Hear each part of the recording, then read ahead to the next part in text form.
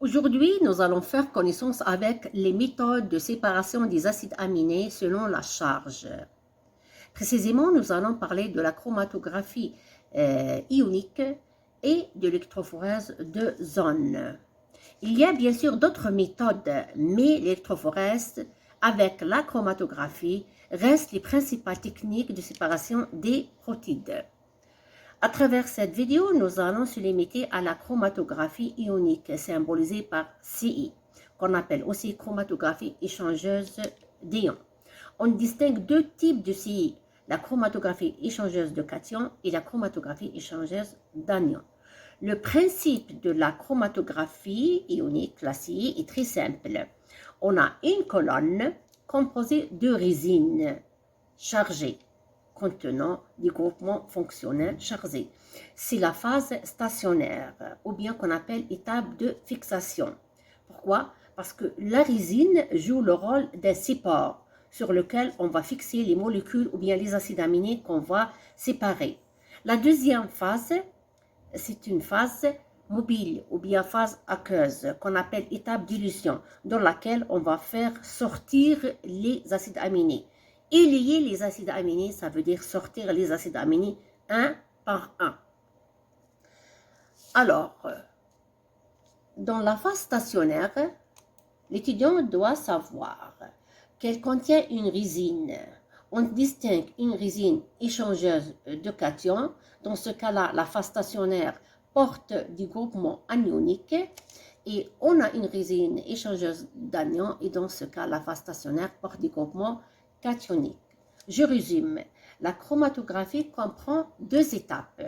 Une étape de fixation dans laquelle on va choisir une solution contenant un pH de telle façon tous les acides aminés ou toutes les molécules à séparer seront soit sous forme de cations, c'est-à-dire chargés positivement, ou bien d'anions chargés négativement. Donc, dans l'étape de fixation, on va avoir une seule solution contenant un pH qu'on appelle pH de fixation. De telle façon, ce pH permet aux acides aminés ou bien des molécules à séparer seront chargés soit positivement, soit négativement. Ça dépend de la résine. Et dans la deuxième étape, qu'on appelle étape dilution, on va choisir plusieurs solutions. Donc, on a plusieurs pH dans la phase stationnaire. On a un seul pH qu'on appelle un pH de fixation qui va charger tous les acides aminés à séparer, soit cations, soit anions. Alors que dans la phase dilution, on a plusieurs solutions dilution, donc on a plusieurs pH. De telle façon, on va faire éluer les acides aminés un par un. Est-ce que c'est clair? Alors, je rappelle seulement que le but de dilution est de changer la charge de l'acide aminé à séparer pour pouvoir le détacher et le faire sortir de la colonne. Donc, je résume. Lorsqu'on parle de la CI, nous allons parler d'une résine. Cette résine peut être chargée négativement et là, on va échanger les ions positifs qu'on appelle cations. Donc, on parle d'une chromatographie échangeuse de cations. Soit cette résine, elle est chargée positivement et là, on va échanger les ions négatifs qu'on appelle les anions. Je rappelle aussi que nous avons dit qu'on a deux étapes essentielles lorsqu'on parle de la CI. Il y a la phase stationnaire, et là on parle de la résine, et il y a une phase mobile, et là on va parler d'élution. Alors, lorsqu'on parle d'élution, l'étudiant doit savoir qu'on va faire sortir les molécules que nous avons fixées. Alors, je vais faire avec vous un schéma pour résumer c'est quoi la résine échangeuse de cations. Alors, regardez bien. Lorsqu'on a une résine qui va échanger les ions positifs, l'étudiant doit comprendre que cette résine, elle est chargée négativement pour qu'il y ait quoi? La fixation. D'accord? Donc, la phase dans le cas de la résine échangeuse de cations, la phase stationnaire pour des groupements anioniques. Pourquoi? Et bien sûr, pour qu'il y ait fixation des ions positifs sur la résine chargée négativement. Généralement, ces groupements fonctionnels sont des sulfates. La résine échangeuse de cations est une résine chargée négativement. Alors que lorsqu'on parle de la résine échangeuse d'anion, eh bien, la résine, elle est chargée positivement. Pourquoi? Pour qu'il y ait fixation. Pour que l'acide aminé soit fixé sur la résine, il faut que l'acide aminé aura une charge différente de celle de la résine. Par exemple, si on vous dit que l'acide aminé n'a pas été fixé sur la résine, vous dites directement que cet acide aminé a la même charge que la résine. C'est pour cela qu'il n'a pas été fixé. Donc l'étudiant doit préciser une information très importante. Pour qu'il y ait fixation, il faut que l'acide aminé aura une charge différente de celle de la résine.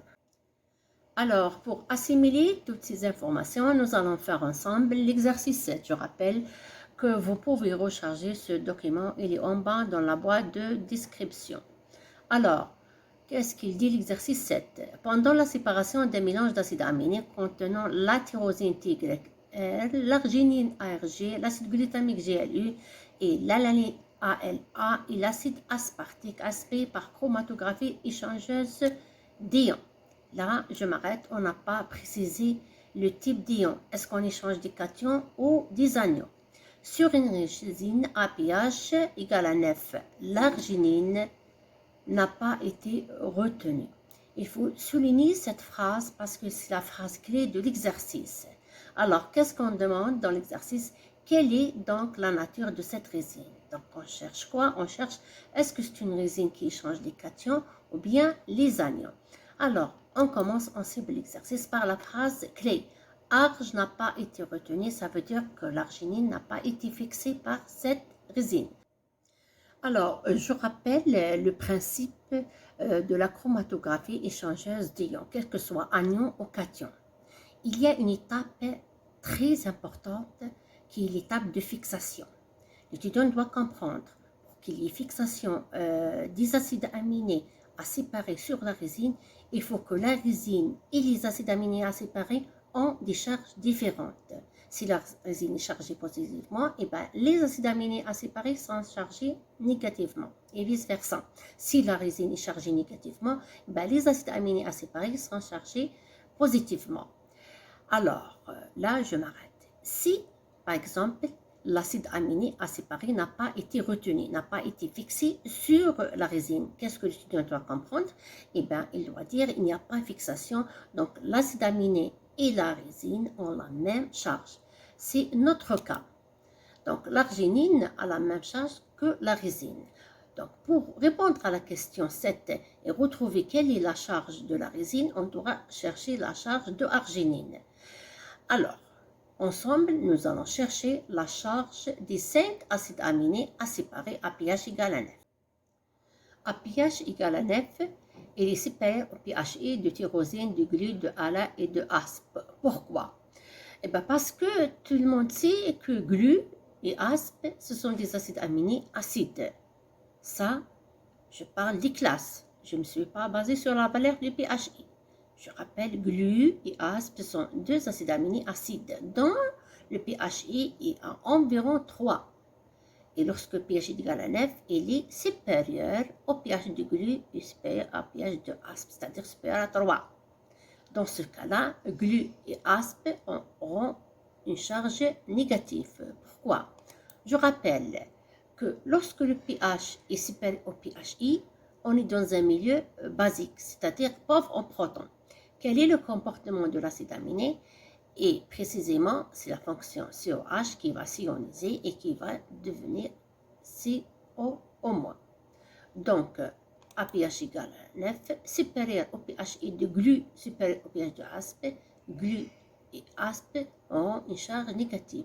Tout le monde sait que tyrosine et ALA, ce sont des acides aminés neutres. Et le pHI des acides aminés neutres est environ à 5 et 6. Donc 9 est supérieur à 5 et 6. Donc j'aurai tyrosine moins et glu moins.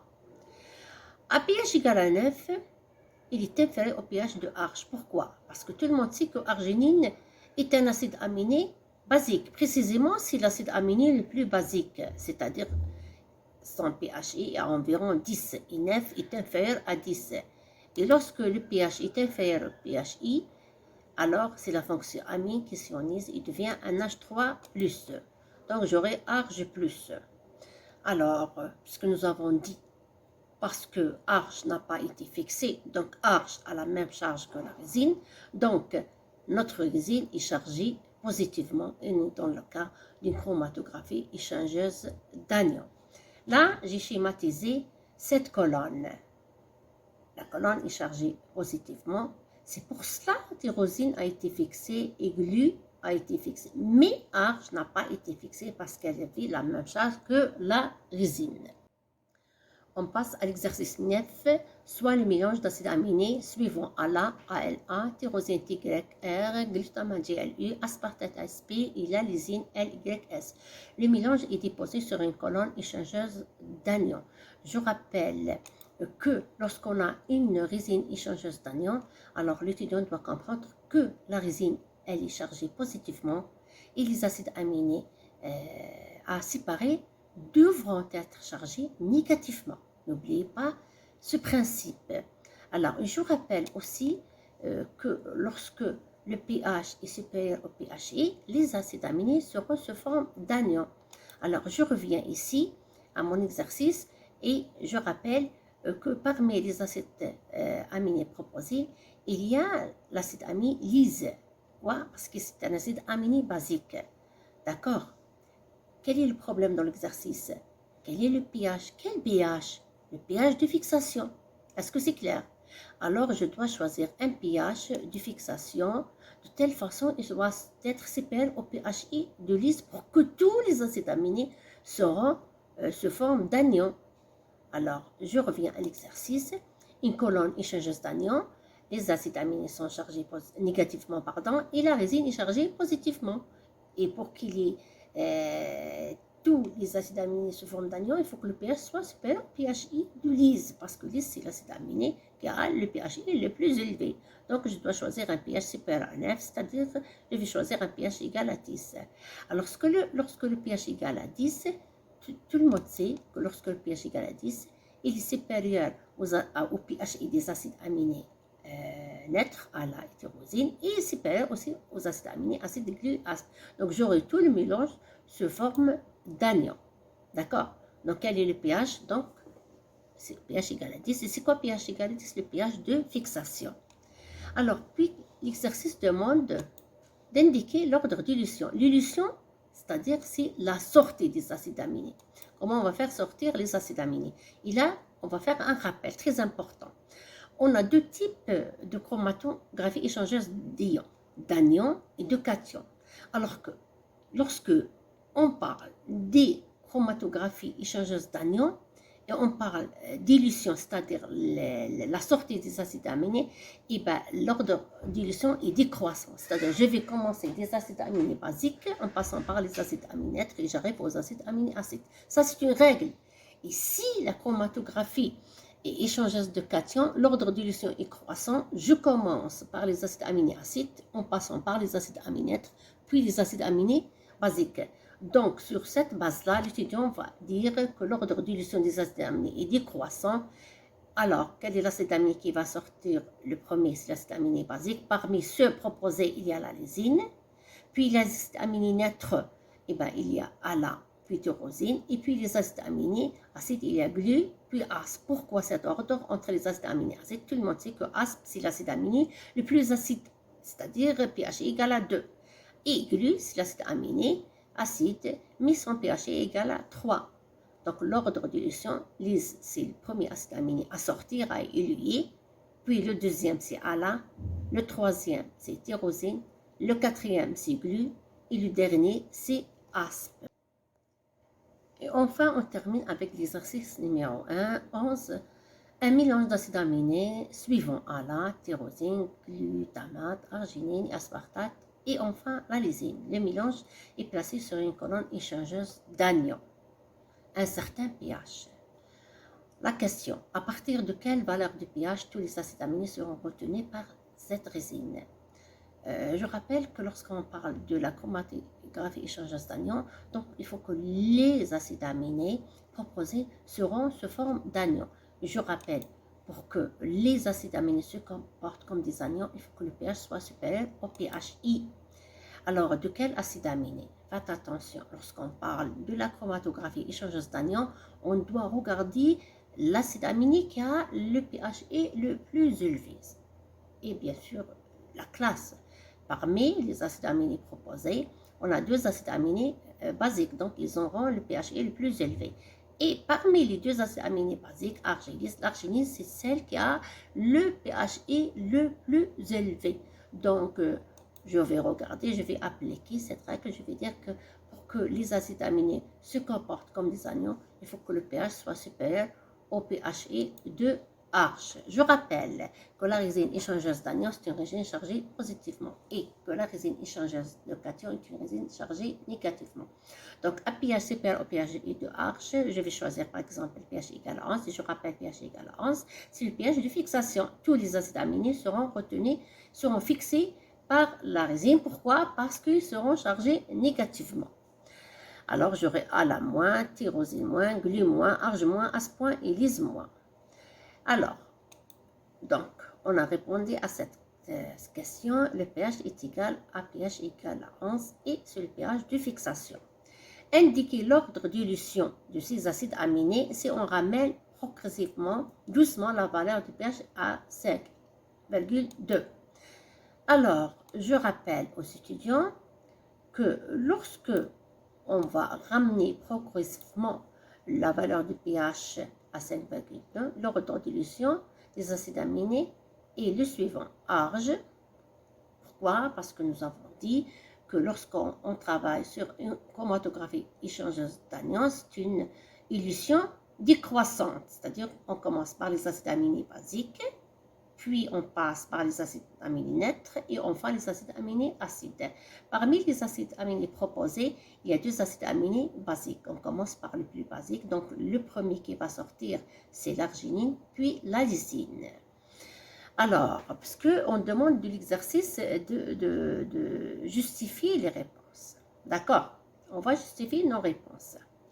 Alors, enfin, il y a, après lys, il y a ALA.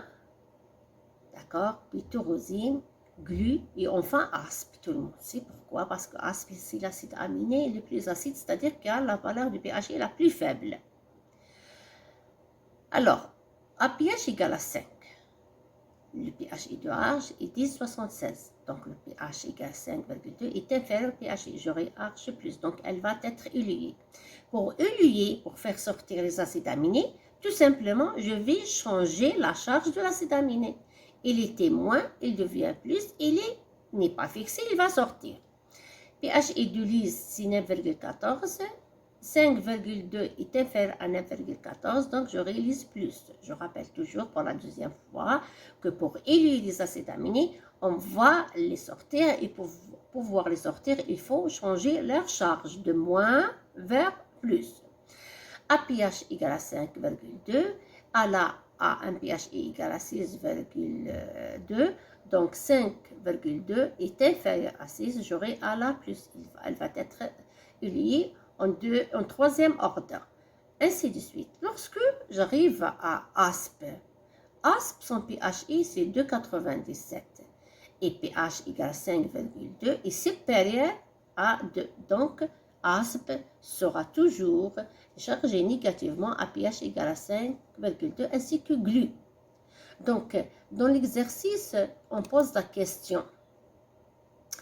Dites si cette élution est totale ou non. Sinon, à quelle valeur de pH sera-t-elle totale? Alors, tout le monde sait, en regardant la charge des acides aminés proposés dans l'exercice à pH égal à 5,2, que l'élution n'est pas totale. Pour que l'élution soit totale, il faut que tous les acides aminés seront chargés positivement. Est-ce que c'est clair? Donc, cette élution n'est pas totale. La valeur du pH pour laquelle l'élution soit totale, il faut que le pH inférieur à 2,17. C'est-à-dire, je vais choisir un pH égal à 2. Si je vais choisir pH égal à 2, pH égal à 2 est inférieur au pHI de tous les acides aminés proposés. Donc, tous les acides aminés seront chargés positivement. Ils vont être élués. Et bon courage. Aimez la vidéo si elle vous a plu. et merci.